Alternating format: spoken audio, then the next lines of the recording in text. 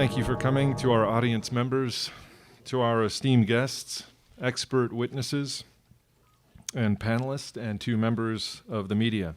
I am Professor Matthew Witt. Joining me as a fellow moderator for the 4 days of our hearings is Professor Michael Kiefer, to my right. We have gathered here at Ryerson University in Toronto for the international hearings on the events of September 11th, 2001. Some might ask why such an assembly should be necessary, here or anywhere 10 years after those events. One reason must be the consensus among historians and political scientists that 9/11 marked a turning point in the history of our time. Everything changed after 9/11. That is a cliche, and perhaps a politically motivated one. However, governmental responses to that day's events have reshaped our world in ways I can only summarize here in the briefest manner. The events of 9/11 have served as a cause or pretext for two major wars, producing incalculable suffering in Iraq and Afghanistan, and increasing instability throughout the Middle East. They have justified historic reversals of formal commitments to civil liberties, multiculturalism, and the protection of minorities among Western nations. And they have led to diversions of resources on a massive and global scale, from public infrastructure of social security, education, and health to apparatuses of war-making, surveillance, and security. But a redirection of resources that has been aimed supposedly at enhancing public safety has had the opposite effect. Among the many commentators one could cite, Paul Craig Roberts writes that Americans are unsafe today, quote, not because of terrorists and domestic extremists, but because they have lost their civil liberties and have no protection from unaccountable government power. How this came about should, he thinks, quote, be worthy of public debate and congressional hearings. In Canada, let us add, there are parallel grounds for public debate and formal hearings. 24 Canadians were among the direct victims of the 9/11 attacks. 6 times that number of Canadian soldiers have died in Afghanistan in the longest running of the 9/11 wars. And the kettling and mass arrests of more than 1,000 peaceful demonstrators at last year's G20 protests in Toronto, while the police made no attempt to interfere with the actions of a disorderly minority, was one sign of the extent to which civil liberties have declined in post-9/11 Canada. The importance of 9/11 as a historic turning point, then, is not in doubt.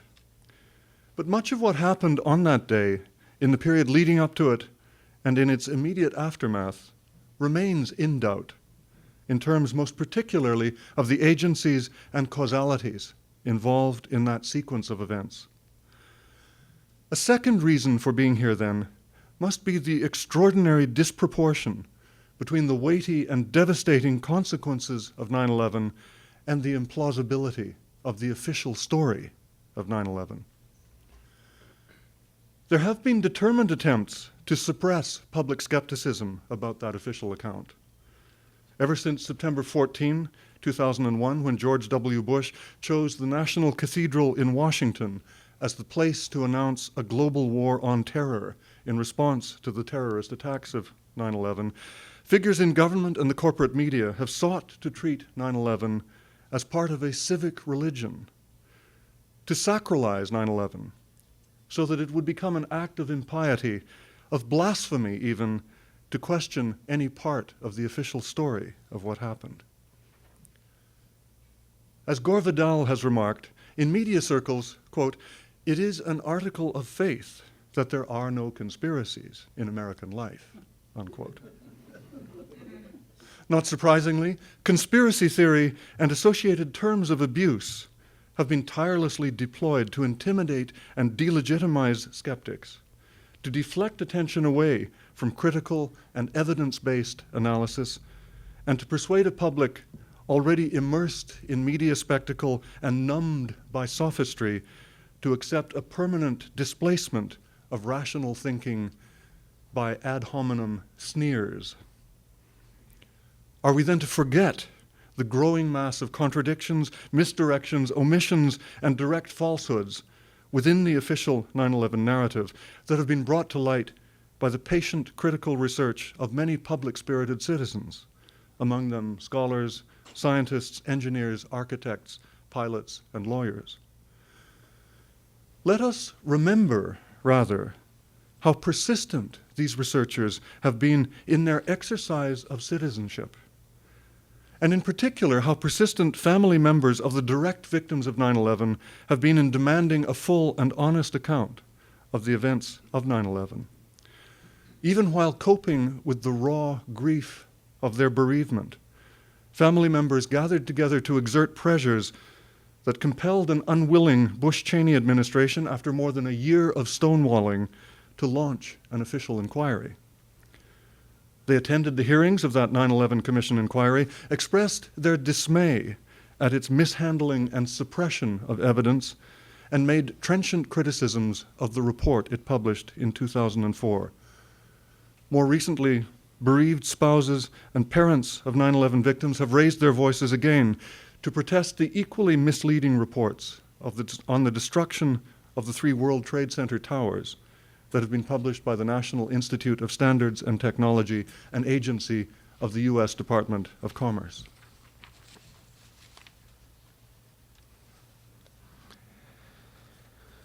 You will be able to hear directly from 3 of these courageous 9/11 family members who will be joining us by video from New York during these hearings.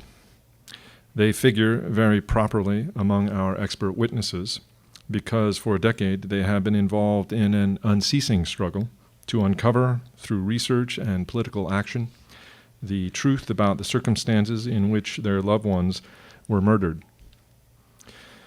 Our other expert witnesses will be addressing us on subjects relating to the events of 9/11 on which they possess special knowledge, whether scientific, technical, or scholarly in nature. The evidence our witnesses bring forward will be presented to the hearing's 4 panelists, 3 scholars, and a judge, all of them of high international reputation and distinction, with the rest of us, including audience, media, and moderators, as listeners and observers. The expert witnesses will present evidence to the panelists whose role will be to question the witnesses, to weigh the evidence, and to sum up the panelists' assessment of that evidence in a final report, which will be published as soon as possible after the hearings. Within this structure, and within the confines of a tight 4-day schedule, we want to make as much space as possible for audience participation. During the breaks between witness sessions, we would invite audience members to share written questions with the moderators. We will pass these on to the appropriate witness or witnesses. At the end of each day's exchanges between witnesses and panelists, there will be a question and answer period, during which expert witnesses will be available to respond to oral questions from the audience. Some written questions may also receive responses in those question and answer periods. The others will receive later responses, which will be published in a supplement to the video recording of the hearings. Audience input is important to us, but more important still are the exchanges between our witnesses and panelists. It is essential that our panelists should be able to deliberate carefully while listening to each of the expert witnesses. They may themselves interrupt witnesses with questions or requests for clarifications, and I am confident that you will find the panelists' interventions helpful in coming to your own judgment of the testimony. But Professor Kiefer and I will ask audience members to kindly wait until the question and answer period at the end of each day before posing oral questions. We would also ask you to assist us in the smooth running of these hearings by taking your seats in good time after the beginning of each session and remaining in your places until the end of the session, and by making sure before the beginning of each session that your cell phones are turned off. Our full proceedings, including the question and answer periods, are being videotaped. We would like to ensure that the words of our witnesses and panelists and the words of audience members during the Q&A periods can be clearly heard by everyone. We would therefore ask you not to talk or interrupt during the giving of evidence, during the exchanges between panelists and witnesses, or during the Q&A sessions. one small slip. Do please take your seats not after, but before the beginning of each session.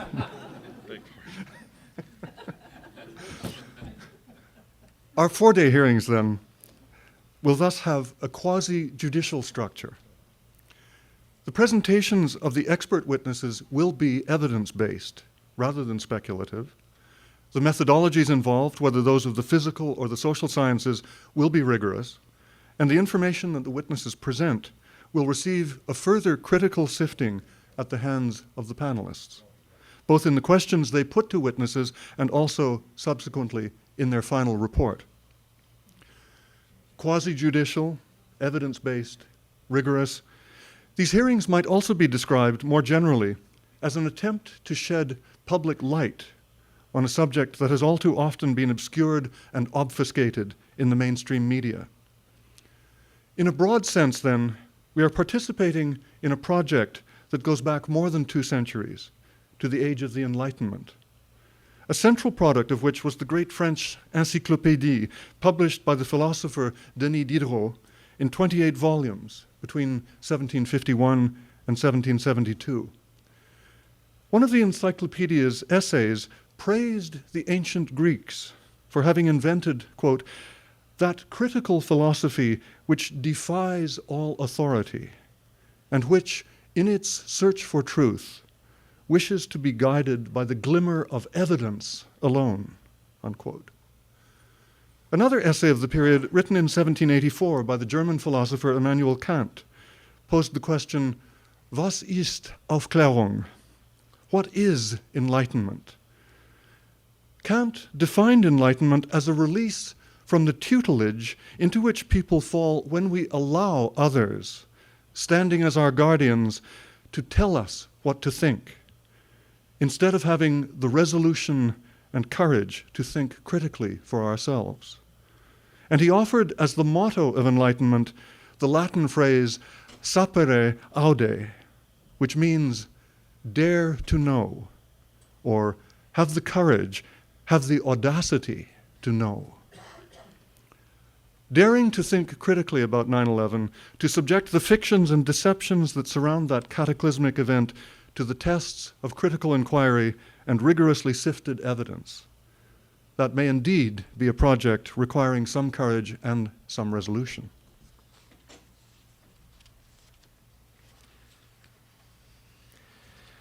We are pleased and grateful that you, our audience, have chosen to join with us in this project. We thank you in advance for your respectful attention to the exchanges between our witnesses and panelists. Professor Michael Kiefer and I will be providing brief introductions to each one of this hearing's witnesses. We will also be careful to ensure that we keep to the announced schedule throughout the day and throughout the hearings, and we look forward to engaging more fully with audience members during the Q&A period at the end of the day. In the meantime, I would remind you again to kindly pass your written questions to us at the end of each witness session. It is now my pleasure to introduce James Gourley, the founder and president of the International Center for 9/11 Studies, which is sponsoring these Toronto hearings. James Gourley has a Bachelor of Science degree in chemical engineering and is an intellectual property attorney. He has also contributed as author or part author of publications in the Journal of Engineering Mechanics, the Open Chemical Physics Journal, and the Journal of 9/11 Studies, to the developing scientific understanding of the events of 9/11. He founded the International Center for 9/11 Studies in order to advance scientific research and educational activities that are at once international in scope and multidisciplinary in nature. The Center is committed to promoting and engaging in data-driven empirical research performed to the highest academic standards, as well as evidence gathering through available legal channels. It is best known to date for its success in securing the public release of tens of thousands of photographs and hundreds of hours of video footage from the National Institute of Standards and Technology under the Freedom of Information Act. Distinguished panelists, James Gourley will explain in greater detail the purpose and procedures of these hearings.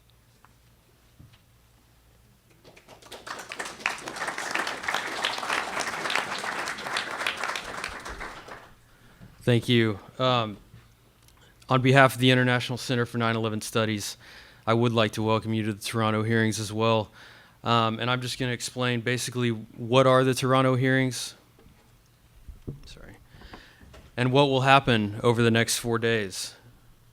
In general, the hearings are intended to bring attention to the most substantial evidence that has accumulated over the last 10 years, evidence that the 9/11 Commission report and the various reports issued by the National Institute of Standards and Technology failed to adequately address, which demonstrates that there is a need for a new, independent, and international investigations into the events of 9/11.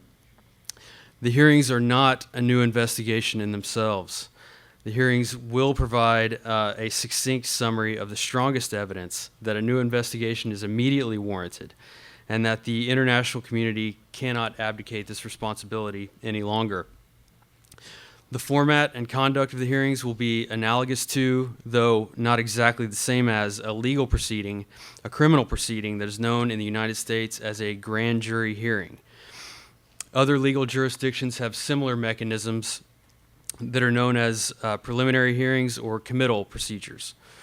The common thread among all of these is that after a crime has been investigated, a prosecutor presents his best evidence that the defendant or suspect has committed the crime in question.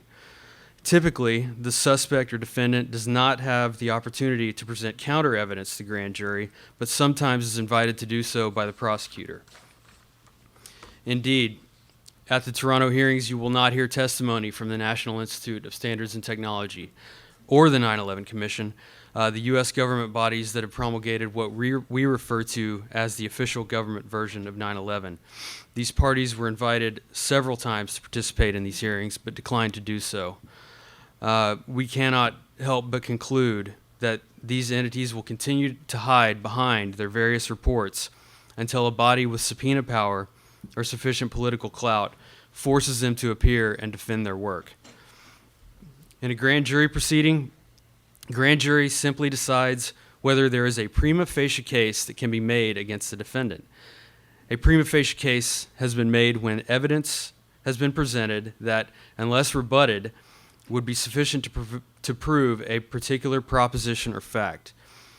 If the grand jury does find that a prima facie case has been made, then at a separate proceeding known as a trial, which the defendant is required to attend, the case is presented to an adjudicator, usually a judge or jury. At the trial, the defendant has the opportunity to rebut the case with counter evidence. Again, the analogy between the Toronto hearings and a grand jury proceeding is not perfect because there are some differences in format and product of the Toronto hearings. The hearings are not being conducted according to any specific laws or legal procedures, and the outcome will not have the force of law. Also, unlike a grand jury, the evidence will not be presented to citizens chosen at random due to obvious logistical problems. Governments can force citizens to show up for jury duty, but the organizers of the Toronto hearings don't have that ability. Instead of convening a traditional jury panel, we decided to gather together an international panel of prominent individuals who have agreed to do what governments and major media outlets around the world have so far refused to do: look at the evidence objectively and decide whether it deserves wider attention. In selecting panelists, we looked for two qualifications in an individual: someone who is, one, highly credible, and two, open to objectively assessing the evidence. We have certainly found four such individuals who are sitting here at the front of the room, and we are grateful to have such distinguished gentlemen participating in their important role in these hearings. And I'll give each one of them a brief introduction. Ferdinando Imposimato is the honorary president of the Supreme Court of Italy. A former senior investigative judge, he presided over several major terrorism-related cases, including cases involving the kidnapping and assassination of President Aldo Moro, the attempted assassination of Pope John Paul II, and the mafia assassination of Carabinieri General Carlo Alberto della Chiesa. In 1984, the French journal Le Point named him Man of the Year, Courageous Judge, and in 1985, the London Times devoted a full page to his work as Scourge of the Mafia, while a book published by the United Nations described him as the symbol of justice. Ferdinando Imposimato is also a former senator who served on the Anti-Mafia Commission in 3 administrations, a former legal consultant to the United Nations on drug trafficking, the co-author or author of 7 books on international terrorism, state corruption, and related matters, and a Grand Officer of the Order of Merit of the Republic of Italy.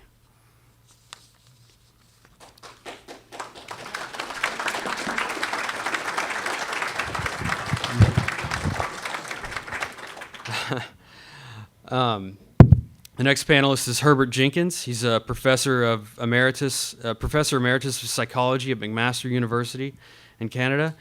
Educated at Oberlin College and Harvard University, he held positions at Lincoln Laboratories in Massachusetts, at MIT, and at the Bell Telephone Laboratories before going to McMaster in 1963.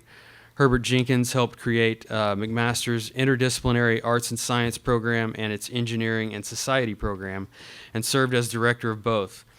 In 2009, Professor Jenkins was awarded an honorary doctorate by McMaster University in recognition of his influential contributions to the psychology of learning and judgment, as well as his leadership in developing models of inquiry-based, interdisciplinary, and socially responsible undergraduate education. And these have had a significant impact on current thinking about curriculum development in Canadian universities. The next panelist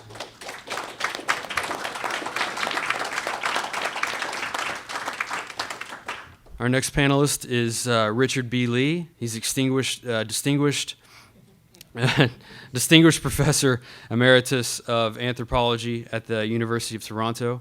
Internationally recognized for his ethnographic studies, he has held academic appointments at Harvard, Rutgers, and Columbia University.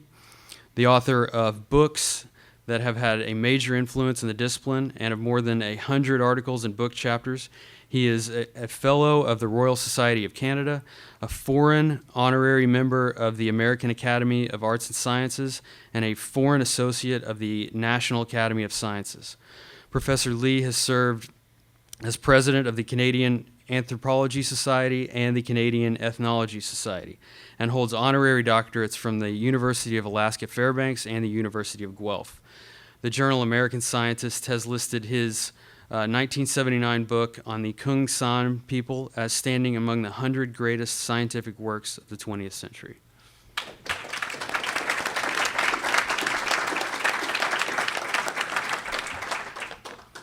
Our fourth panelist, David Johnson, Professor Emeritus of Urban Planning and Regional Planning at the University of Tennessee. He holds a BA and master's degrees in Architecture and Planning from Yale University and a PhD in Regional Planning from Cornell University. A fellow of the American Institute of Certified Planners, he served with the U.S. Army Corps of Engineers and was a planner on the staffs of the Boston Redevelopment Authority, the Washington National Capital Planning Commission, and the Regional Plan Association of New York. David Johnson has been a Fulbright Scholar in India, Thailand, the Soviet Union, and Cyprus, and has served as professor and chair of the planning departments at Syracuse University and at Ball State University. A past president of the Fulbright Association of the United States, he has directed educational projects in Brazil and Portugal, and helped found the Fulbright Prize, whose recipients include Nelson Mandela and Jimmy Carter.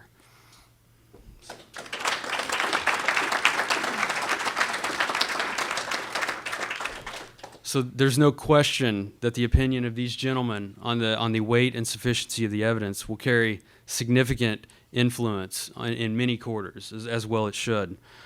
Over the course of 4 days, the panel will listen to evidence that has been collected over the last 10 years that contradicts the official government version of events. Each witness will present an opening statement and then answer questions posed by the panel. The panel has been given considerable latitude in the subject and nature of the questions they may ask, and we expect the witnesses to answer every question to the best of their knowledge. After the hearings have adjourned on the fourth day, The panel will reconvene over the following weeks and months and make a decision on which aspects, if any, of the evidence presented deserves further investigation by governments with subpoena and political power.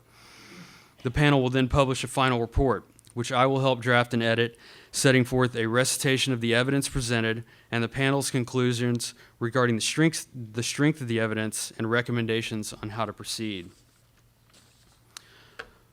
Now I'll offer just a few brief words on what the Toronto hearings are not. The Toronto hearings are not a trial where there will be an innocent or guilty verdict issued at the end.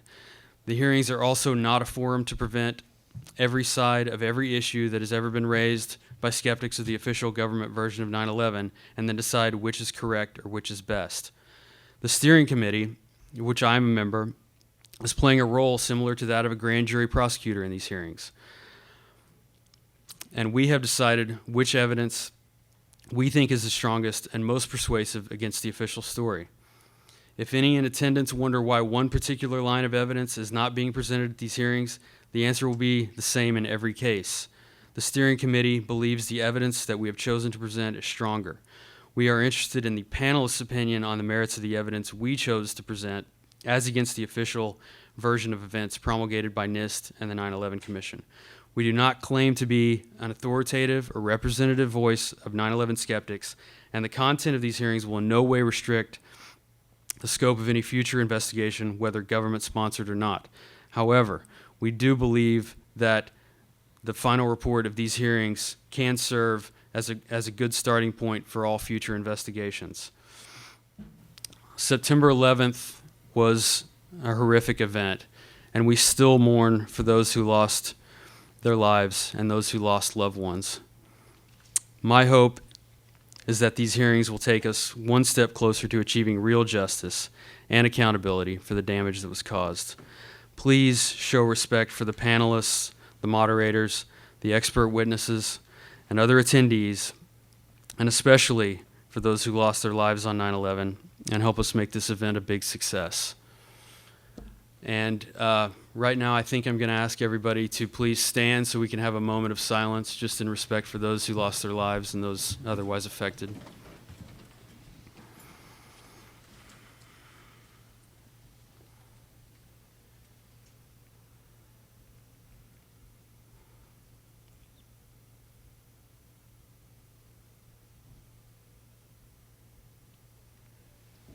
Thank you.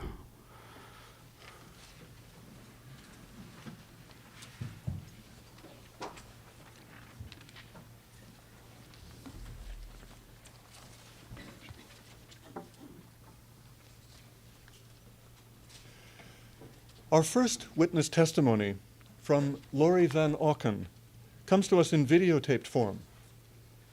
Laurie Van Auken and her two children were bereaved on 9/11 when her husband Kenneth, a bond trader with Cantor Fitzgerald, died in the North Tower of the World Trade Center. She took a leading role in the struggle of a group of 9/11 widows to pressure the Bush administration into launching an independent investigation of the events of 9/11. In testimony to a congressional briefing organized by Representative Cynthia McKinney in July 2005, Laurie Van Auken denounced the 9/11 Commission report as having, quote, yielded more questions than answers, as having, quote, insulted the intelligence of the American people, and as having violated our loved ones' memories, unquote. She concluded, quote, that only an honest reevaluation of how the 9/11 attacks could have happened will allow us to reverse the adverse consequences and overreaching laws and the existing loopholes in security systems in order to allow us to be safer in the future, unquote. Laurie Van Auken's research and her courageous activism, together with the work of the other Jersey widows, were featured in the 2006 documentary 9/11 Press for Truth.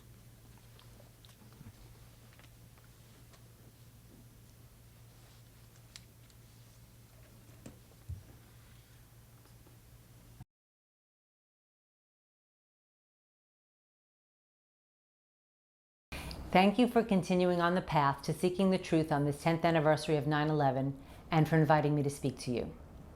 My name is Laurie Van Auken. On September 11, 2001, my husband Kenneth went to work at Cantor Fitzgerald in the North Tower of the World Trade Center. Ken was on the 105th floor of Tower 1 when American Airlines Flight 11 hit his building. He left a message that began with "I love you" and went on to let me know that he had felt the building get hit by something. Ken didn't know if he would get out. Essentially, he was calling to say goodbye. I knew that my husband had survived the initial strike, but that's all I knew. It was a harrowing day. As the planes were striking their targets, my mother called and said, "Put the TV on." My sister called as she was heading into Manhattan to see if I knew what was happening in New York City. As we were speaking, the second hijacked plane, United Airlines 175, flew over her head. I remember telling her to just turn around and get away from there. My two kids were 12 and 14 years old and were at school. I was in a panic and didn't know what to do. I called their schools and was assured that my children were both safe and would not hear about the attacks at school. Of course, that was absurd. My son watched the attacks in real time on a TV that the teacher was riveted to. The teacher was unaware that my son was watching from behind. My daughter heard about a plane crashing into her father's office building from another student. While I sat in utter shock from what I was watching on television, I continued to hope for a glimpse of Ken somewhere in the chaos of people running and jumping from buildings. At some point, President Bush was shown sitting in an elementary school class listening to a story about a pet goat. This footage was in a split screen with a video of the World Trade Center that had smoke billowing from a plane-shaped hole. I clearly remember trying to will Mr. Bush to get up and do something, but even after Andrew Card whispered something in his ear, he just continued to sit there. That was my first clue that something was not quite right. Shouldn't the commander-in-chief have a more important job to do while planes are crashing into the World Trade Center than listening to an elementary school class reading lesson? Wasn't the President of the United States himself a potential terrorist target? I thought of my own kids and worried that the children in that Florida school were in harm's way if President Bush was a target. As I continued watching the most unbelievable drama I had ever seen, the World Trade Center building started crumbling and crashing to the ground. The building that was hit first, my husband's building, remained standing as the South Tower, which was hit second, fell. I thought, how did the South Tower get hit in the top corner of the building without that piece of the building falling away from the rest of the structure as you would expect it to? Suddenly, Ken's building exploded into dust as I watched, and people tried to run away from the gigantic wall of smoke and debris that seemed to follow them down the street. Really? Steel-framed skyscrapers could disintegrate just like that? My next-door neighbor picked up my kids from school that day.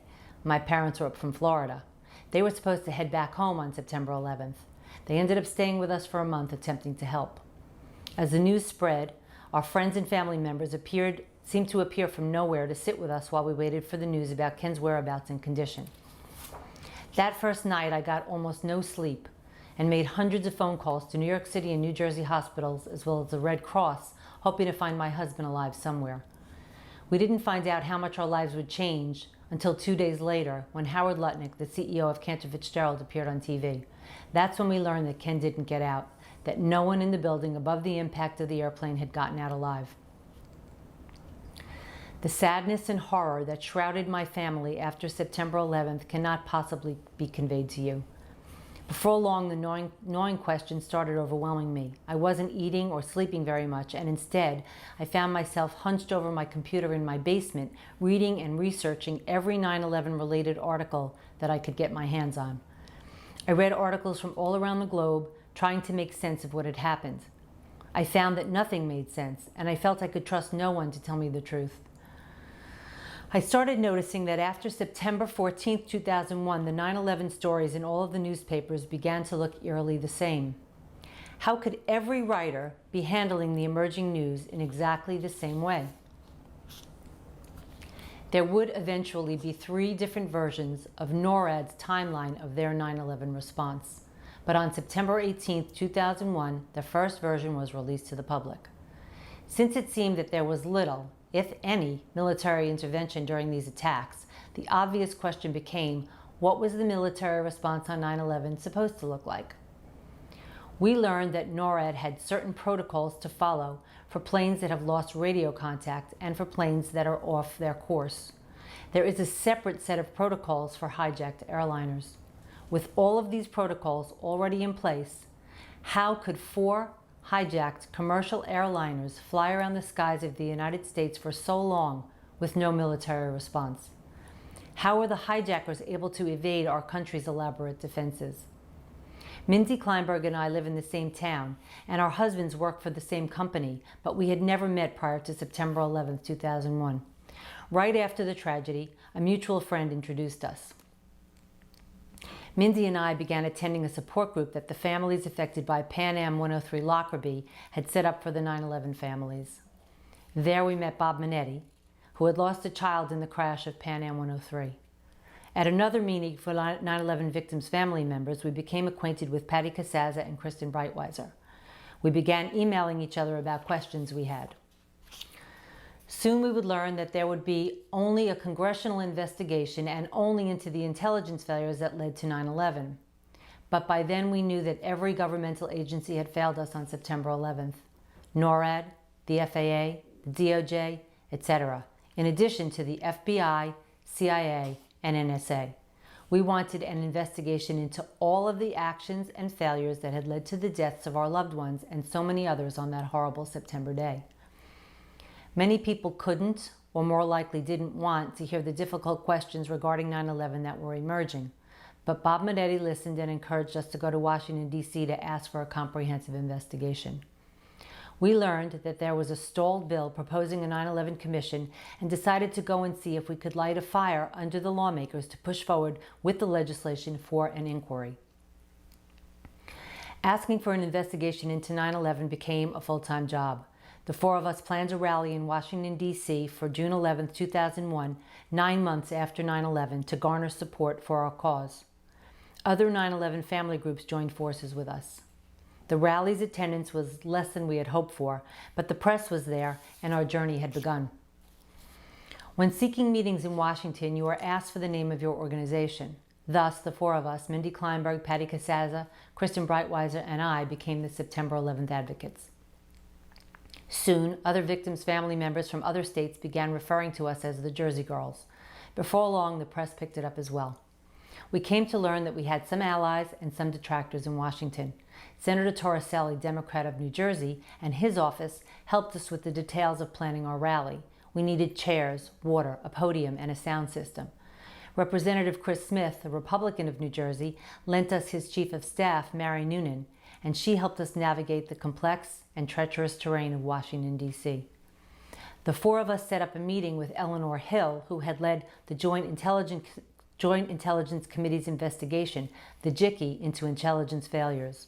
From her, we got confirmation that we needed more than just a scant look at intelligence failures to find out what had gone wrong to allow 9/11 to happen.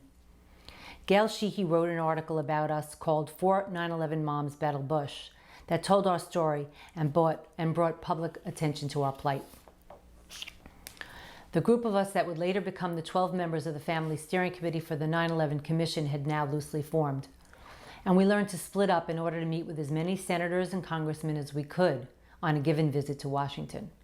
We also met a few times with the director of the FBI, Robert Mueller, and his staff, where we were told about the FBI's ongoing Pence bomb investigation. Pence for Pentagon, Penn for Pennsylvania, TT for the Twin Towers, and bomb, BOM, for the exploding planes. The reasons given for why we couldn't have any immediate answers often came from the FBI's ongoing investigation excuse. We were not at all reassured by those meetings. Suffice it to say that raising children alone while having to go to Washington was difficult. We didn't want to stay overnight, so we would rise at 4:30 a.m. in order to be in D.C. on time for early meetings, remain all day, and get back on the road to be home by 11 p.m. As the final language for a bill that would give us the 9/11 Commission was almost agreed upon, we began to notice a lot of foot dragging. Vice President Dick Cheney had clearly been against having an inquiry from the start and was working behind the scenes to keep things from moving forward. Cheney was often seen on TV with some scary reason for why we couldn't have an investigation into 9/11. One time, While we were all together in Representative Porter Goss's office, Goss got a phone call from Cheney telling him to keep negotiating with us. Goss looked flustered by that phone call, and we were beginning to learn how Washington worked. We finally got fed up with the intense runaround that we were getting, with everyone blaming everyone else for the delay. We couldn't take it anymore and asked Senator Lieberman, Democrat of Connecticut, to organize a meeting with all of the involved parties in one room. And to our surprise, he obliged. During that gathering, it became painfully apparent to everyone that it was the Bush-Cheney White House that was causing the stalemate. As the meeting wore on, and it appeared once again that there wouldn't be an agreement to the terms, all of the 9/11 family members that were in attendance stood up in solidarity, saying that we would not leave without an agreement on the legislation. The press was outside waiting to hear about the outcome, and the White House knew it. That was a critical moment and a turning point for us. Finally, the House passed a version of our legislation for an independent investigation. When the Senate voted on their version of the 9/11 Commission bill, we were invited to Washington to witness the event. As the Senate voted on the 9/11 Commission legislation, we were there cheering. Then we learned about conference committees, where the two houses of Congress would mesh the versions of the legislation that each had voted on. We wanted 2 years for the investigation, but got only 18 months. Initially, only $3 million was allotted, compared with $50 million allotted to investigating the Challenger explosion. We wanted subpoena power for each commissioner, but with pressure from the Bush-Cheney White House, there was an agreement made that would allow subpoena power only if the chair and vice chair, or at least 6 commissioners, voted for it. This was a political body split between 5 Democrats and 5 Republicans. Getting 6 commissioners to agree to ask for a subpoena would have meant that one person had to jump over to the other side, which was highly unlikely. The commission legislation also gave guidance as to who would appoint the 9/11 commissioners. As per the legislation, President Bush got to choose who would head the commission. His first choice was Henry Kissinger. This news was getting some very negative press. Since Kissinger was informally known as the king of cover-ups, and we had fought long and hard for the creation of an independent investigation into the events of 9/11, this was unacceptable to most of us. Since Kissinger was tapped to head our commission, the Family Steering Committee asked to meet with him in his New York City office. It was as hot as a sauna in his office, and we wondered about the heat as we looked at the photos he had hanging on the walls. We all started peeling off our coats and sweaters. I walked around looking for any photos of Kissinger with the bin Ladens. A lot of research was done in preparation for that meeting, and we had learned that Kissinger and associates had some of the bin Laden family members as their clients. Henry Kissinger didn't want to publicly reveal his client list, but we knew that all of the commissioners were required to do so. After some polite conversation, I felt compelled to ask him directly if he had any Saudi clients or any clients by the name of bin Laden. After I asked my questions, he spilled his coffee and nearly fell off the couch. We'll never know exactly why, but the next day Kissinger resigned. President Bush then named Tom Kean, the former governor of New Jersey, as chairman of the 9/11 Commission, which was now taking shape. Various congressional leaders picked the balance of the commissioners. As we did our research, it became clear that all of the members that had been chosen for the commission had some conflict of interest. It began to appear as if the choices had been made by those in power more for the purpose of covering political backs than for the purpose of a comprehensive investigation. Our fight for the commission took 14 months. The Family Steering Committee first met with Governor Kean in his office at Drew University in New Jersey, and after all 10 commissioners were named, we met with them for the first time to lay out our concerns. At that meeting, we asked them to subpoena early and often. At that meeting, everyone seemed sympathetic. The 9/11 Commission had been passed into law. However, the work could not begin until all of the commissioners and staff received their security clearances. This took far too long. They also needed to find and furnish office space in Washington, D.C. and New York City. Meanwhile, the clock was ticking on our investigation. The first commission hearing was in March of 2003. Unbeknownst to us, our real work was just beginning. As watchdogs of the commission, the next 2 years of our lives were exhausting and exasperating as we battled the White House, Congress, the commission's executive director, Philip Zelikow, and at various times both with and against the 9/11 commissioners themselves on the various issues that arose. We fought along with the commissioners to get more money for the commission, to get an extension of time, to get access to important White House documents, and to get Condoleezza Rice to testify. We battled against the commissioners, trying to get them to subpoena recalcitrant witnesses and agencies, and were outraged when we learned they were using minders in interviews. We tried in vain to get them to fire their conflict-laden executive director, Philip Zelikow, and fought against allowing Bush and Cheney to testify together in a void with no transcript and no press. We let them know when they fell short of asking hard-hitting questions. We went to every open hearing, hoping that the commissioners would ask tough questions. I can recall only a few instances during the 12 public hearings that we were actually pleased with the vigor of questioning. For example, we gave Richard Benveniste high marks for his questioning of Condi and the uncovering of the August 6 PDB, which emerged as a key document. As executive staff director of the commission, Philip Zelikow really ran the show, deciding what topics would be covered at the hearings and who would be called to testify. After some cursory research, we found out that in 1995, he and Condoleezza Rice had co-authored a book called Germany Unified and Europe Transformed, a study in statecraft. They had worked together in the first Bush White House and had both been members of the second Bush's transition team in 2000-2001. As our intense monitoring of the 9/11 Commission continued, we found that there were even more insidious conflicts surrounding Dr. Zelikow. In his work for President Bush's Foreign Intelligence Advisory Board, the PFIAB, Zelikow helped write the plans for the Iraq War. The Family Steering Committee immediately put out a press release. Quote, "It is apparent that Dr. Zelikow should never have been permitted to be executive staff director of the commission. As executive staff director, his job has been to steer the direction of the commission's investigation, an investigation whose mandate includes understanding why the Bush administration failed to prioritize the al-Qaeda threat. It is abundantly clear that Zelikow's conflicts go beyond just the transition period." The press release went on to request Zelikow's resignation. We also wrote a letter directly to the commissioners reiterating this issue, going even further by stating, quote, "It is now apparent why there has been so little effort to assign individual culpability. We now can see that that trail would lead directly to the staff director himself." Again, we asked for his immediate resignation. Our urgent requests were denied. This was not the ideal formula for an independent investigation. The 9/11 families, or at least some of us, were hoping for a real investigation with scholars and experts in the appropriate fields and evidence to back up the work. We had wanted true independence from politics. We had fought so hard to get this commission and did not want someone who clearly had huge conflicts of interest to be running the investigation. But unfortunately, that's what we got. Zelikow split the commission into 8 teams, with each one covering a specific topic. The Family Steering Committee set up conference calls with whichever team was in charge of the upcoming hearing.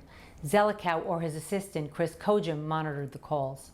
The FSC wrote questions that we felt needed to be asked, and as we sat at the 9/11 Commission hearings, we prayed that our questions would be posed. Sometimes our questions and concerns were addressed, but more often they weren't. If one of our questions was asked, the follow-up was mostly non-existent, which basically let the witness completely off the hook. If a witness didn't have the information that they were being asked about and said that they would send the information along at a later date, we never knew if they had kept their promise. In the beginning, no witnesses were even sworn in. And the subpoena power that we had fought so hard for them to have was not being used. The first time the commissioners used their subpoena power was on the FAA in October of 2003, almost a year after the formation of the commission. In November of 2003, they issued their second subpoena to NORAD with threats of more subpoenas to come, but none were issued. Soon we were told by Zelikow not to send our questions directly to the commissioners. We didn't adhere to that rule and continued to forward our questions along. We were appalled to learn that all the witnesses called before the 9/11 Commission were interviewed with minders in the room. This sounded to us more like tactics that would be used to control people's responses, not an open search for the truth. The commission finally got catapulted into the media spotlight after Richard Clarke's book, Against All Enemies, was released. The coverage really heated up when the family staged a walkout to protest the fact that Richard Armitage was called in to testify in place of Condoleezza Rice. Ultimately, the White House capitulated and allowed Rice to testify.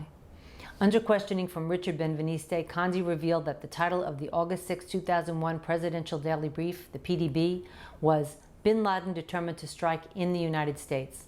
She claimed that the document was historical and did not speak of a domestic threat. I felt that her claims were patently ridiculous and color-coded the August 6 PDB to show where the threats highlighted were both domestic and current. In one of our appearances on Hardball with Chris Matthews, I showed and explained my version of the document. In July of 2004, the 9/11 Commission released its final report. We wanted time to read it before commenting publicly, but it didn't take long for us to realize that the report was a huge disappointment. Many important topics weren't covered, and far too many of our questions remained unanswered. Everyone was at fault, therefore no one was at fault, was the Commission's mantra. To us, that just sounded like a hollow excuse for finding no one accountable. With the passage of time, more evidence has come to light showing that the Commission's report was less than a complete investigation.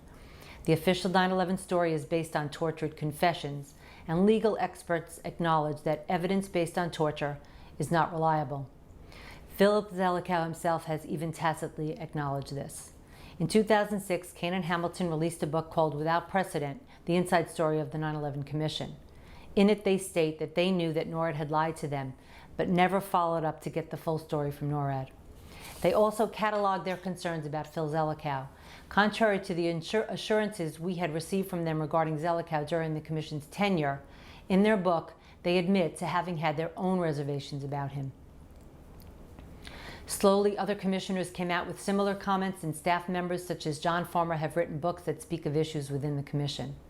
Philip, a New York Times reporter, wrote an in-depth book about the Commission which shows how Phil Zelikow derailed the investigation. If information came up during an interview that did not fit in with what he had decided the storyline would be, he would not allow the new information to be investigated. For example, documents from the NSA were never even looked at, even though they were a potential treasure trove of information. 10 years after the 9/11 attacks, the old questions still linger and new ones have arisen. A real investigation into 9/11 has never been done. This is incredible considering the direction that we have taken as a country. The passing of the Patriot Act, entering 2 wars, and our entire foreign policy has all been based on the official account of 9/11. The proper place for the 9/11 proceedings would be a courtroom with subpoena power, rules for swearing in witnesses, and established protocols for handling questioning, cross-examination, and evidence. And ultimately, one would hope, real accountability for the actions that led to the deaths of so many. A reporter recently asked me if there is anywhere at all that we can still take our unanswered questions. My answer, sadly, was no. Many of the events that occurred on 9/11 were caught on video, so it is still possible to see the evidence of the unfolding crime. Forums such as this one, set up to scrutinize the events of September 11th, are critical. I want to thank you all for taking the time to gather together on this 10th anniversary in order to explore the issues and continue asking the questions that have never been answered regarding the events of September 11th, 2001.